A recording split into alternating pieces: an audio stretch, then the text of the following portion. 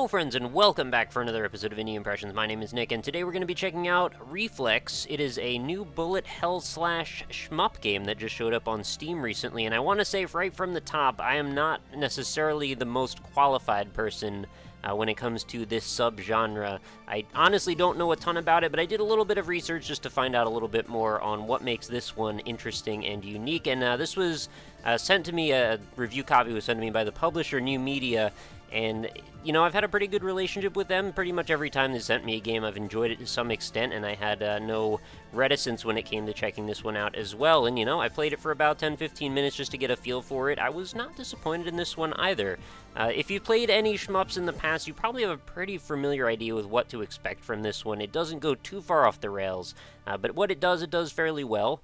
And the big attraction to this one is that basically there's a reflector shield that you have to use, and I don't want to go so far as to compare it to Ikaruga in that sense, but whenever you see blue bullets, essentially, you're going to be wanting to use that shield to reflect those bullets, and that turns them from blue to green, and then they turn to, like, sort of polarized in your direction, so they'll go and attack the enemies. And you'll see there the developer of this one. It's a small Japanese indie team that's apparently made this series. This is the second of 3 games in what is called the Altenex series, and all 3 of these are apparently very highly acclaimed shmup games that have been around for a little while, so they're only just now making their way to Steam. So, you know, this being the second one, I guess I don't really have the context to really put them in properly, but I figured, hey, why not? Let's just give it a shot, and we'll see. We can just sort of base it on whatever my own personal preferences happen to be. And let's just look at the configuration real quickly. There's not a whole lot to really see. Really only 2 buttons to worry about in this: shot and shield. And in this case, I'm using a 360 controller, so A and B in this case. Now, there are rankings. You can check your high scores. It does take your name at the beginning. And we can also do sort of like a practice mode where we just work on one specific spot. Again, if you're familiar with shmup games, you'll probably get an idea fairly quickly for how this goes. We start at the beginning, we work our way forward, we try to not lose any continues as long as we can and just make it through to the end. And there are 8 stages in this one and quite a few bosses and rather dramatic encounters. You'll see at the top it says souls remaining 4, that is my continues. I believe that started out at 2, and each subsequent time that I've finished a run, it's given me an extra continue to try and give me a little bit more of an incentive to get further, but I've also been getting better at it each time I play it. But do keep in mind, since I'm going to be commentating over top of this, I'm going to be very distracted. It's a very multitasking heavy style of game, so just keep that in mind if I start to play terribly.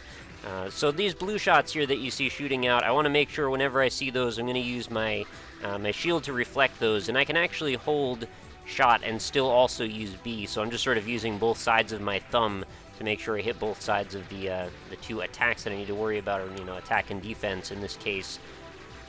So you'll see right away there's a lot going on the screen that's fairly standard. I said I was sort of hesitant to call this a bullet hell game just because I feel like a lot of the time it doesn't quite get that hardcore from what I've seen, and I've played a few games in this subgenre before. I'm not exactly new to it, but I'm definitely not an expert either. And the games that I've played, and I have played some that were like legit bullet hell games, they are basically creating fractals of bullets on the screen, more like what you just saw there, but for most of the game. And maybe there's harder modes that open up when I get further into this, and I would not be at all surprised if that was indeed the case. But for now, it seems like it's actually not too impossible, as long as you play really smart, and once you sort of get a handle on how the enemy behaviors work, things start to fall into place a little bit more. There's definitely a little bit more on the experiential side of things when it comes to Reflex. I was well able to get much further on my second run than my first, just based on the fact that I knew what to expect, and also once I had a little bit better understanding of how the shield worked. So I do want to mention, of course, pretty nice graphics. I mean, things are pretty, you know, standard looking, and since I mentioned it's an older game in general, you can't really hold it to standards on the same level as, like, this isn't a game that came out this year or anything. It sort of reminds me a little bit of, like, PS1 era, you know, graphics. But, you know, on the other side of things, as much as that sounds like it's a negative, the game is extremely smooth and also renders a ton of stuff happening at the same time with absolutely no slowdown. So, you know, there's no issues there, no qualms. I don't actually mind the graphics at all. I think they look, you know, fine for what they're trying to do. And then, of course, you've got a really, really nice musical soundtrack. I've really enjoyed the music to this, and apparently there's, like, an OST mode, too, that you can unlock, or maybe it's just in there. I'm not 100% on that yet. but since the music is quite nice, I wouldn't have any issues listening back to some of this stuff later.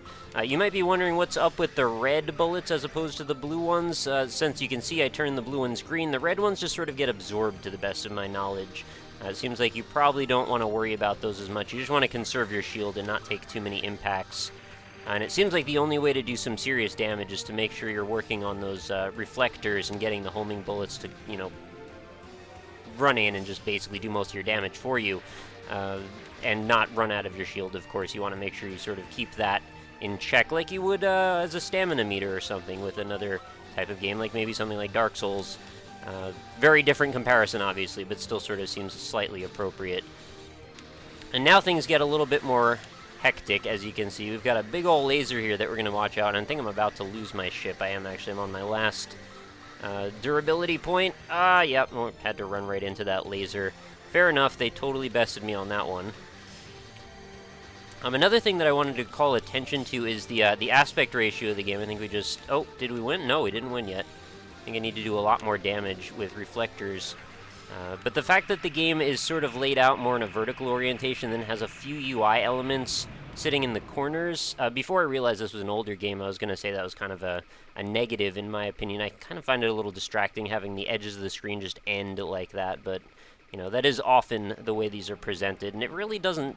It's not distracting really to a major extent. It's just sort of like, hey, well, why not make slightly better use of the screen space, right? Since we've already got some UI elements there, I mean, you could either just shift them over a little bit more and just put them on the actual, you know, overlaid on top of the gameplay and just, like, cut down the size of the overall screen, or, you know, just expand the gameplay over to the side. But I guess that would involve stretching and stuff. It might be kind of cool to see, like, would it look okay if you stretch this horizontally to fill up the rest of the screen space? Some games try to do that and then also use filters and things over top. Sometimes that can look rather ugly. I've seen a variety of types of games that do that sort of thing, and, you know, I have mixed feelings about it. Sometimes it works, sometimes it doesn't. But the option, I guess, would be kind of nice. The game does feel rather feature barren when it comes to the options menu, like I showed you. There is a little bit of a configuration tool when you launch the game on Steam that lets you set up a couple more things like the resolution and such, so I could probably have picked a more flattering resolution, I suppose, but I tend to look for the most widescreen oriented one whenever possible, just basically due to the fact that this is going up on YouTube, and you know, 720p is sort of like the native YouTube resolution. That's the aspect ratio that people tend to look at, and I know that 720p is not an aspect ratio, but you know what I mean, hopefully. So we are on, what is this, like the middle, almost the middle of level 2 now, out of 8 levels. We've got our work cut out for us, and yes, I know I've been playing fairly poorly at times, but I'm still trying my best to watch out for things. One thing that I noticed my first run through, and I felt like this was substantially less obnoxious on my second run, but I felt like the contrast might have been kicked up a notch. Like, I feel like the background and the foreground are not always the best differentiated. You can see the red bullets really well, but sometimes I feel like the blue bullets tend to recede a little bit into the background, which can make it a little bit daunting to notice all of the nuance that's going on the screen. It's obviously very, very hectic. And this part right here is totally reminding me of the opening cutscene of Secret of Mana when you go over that evil ship. Well, hopefully you know what I'm talking about. But then we'll go up and we'll do a little bit of a transition where we're now rising in an elevator. I want to make sure I use this, the reflector bullets to get as much damage in as possible and let my shield regenerate. I love that the ship has, like, crazy amounts of shots coming out of the front of it, but it also doesn't really have any customization or anything as far as I can tell, which is sort of one of those things that I find kind of fun. Sometimes you run into power-ups and you can just make your ship shoot, like, this level of bullets all the time, or some of the time, rather, and it's cool to have, like, the maxed-out bullets right from the beginning, or at least what feels like maxed-out bullets, but on the other hand, it sort of takes away from what could feel like more of, like, a power progression. In this case, you start out with pretty much everything you ever get, you know, there's no screen-wiping smart bombs, there's no crazy flamethrowers or, like, exploding pulse discs or any of the wild things that tend to happen. It's just sort of like what you see is what you get. But I think when it comes to purists playing this game, that might actually be preferential because there's less stuff to worry about. It's really just all about what you see, like I've kind of already said. And that's a really cool effect when the laser goes over your shield and sort of reflects in every direction. Another thing I noticed was that the game seems not to support 8-way directional. As you can see here, I'm using my control stick, or maybe you can't see the control stick, but you know, trust me, I am using one.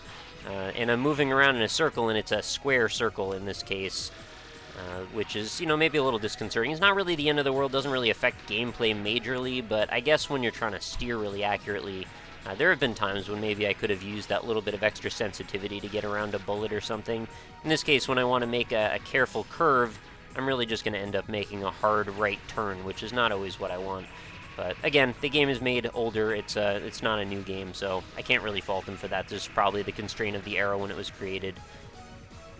But judging the game on what it actually is and what it is in front of me, and not what I wish it was, which is, I guess, what we should really strive to do as often as possible, I'd say the game is pretty freaking fun. I mean, I didn't really have a huge investment of time in this concept as far as this style of gameplay, but, it doesn't take a whole lot to get hooked on it, and I've gotten a little further each time, which is kind of, I think, the catalyst that tends to make people want to spend more time. And this is where I got up to last time before I could not seem to handle the patterns of the boss anymore. And this is a very aggressive boss, and that purple laser rather, was the thing that kept getting me.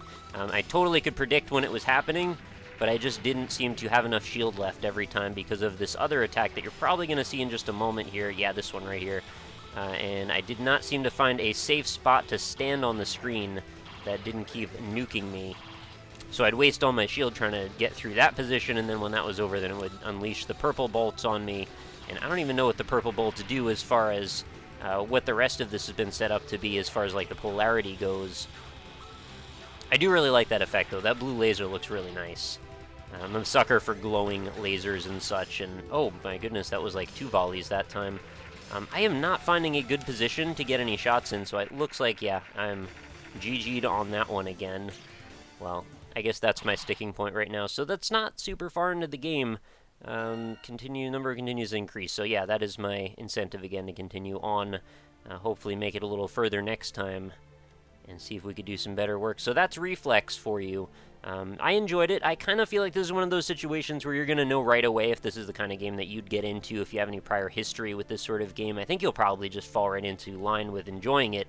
But I'm not sure how many people it would convert that have never played a game like this before that would see this and go, oh, this is the accessible game I've been waiting for to transition me into this very, very specific subgenre of gameplay. But on the other hand, it is not the most unaccessible game of this style I've ever seen either, so don't get me wrong, I'm not saying that it should really put people off. In fact, I kind of found the shield mechanism and the way that reflects bullets to be quite gratifying and quite a nice feeling, and since you don't have to really worry about too many item management or power-up management elements, it's, like I said, kind of a game for purists. You get right into it, you see what's at the heart of it, and you just power on through. Now, I don't know if anything beyond just extra continues to show up and incentivize you to continue on.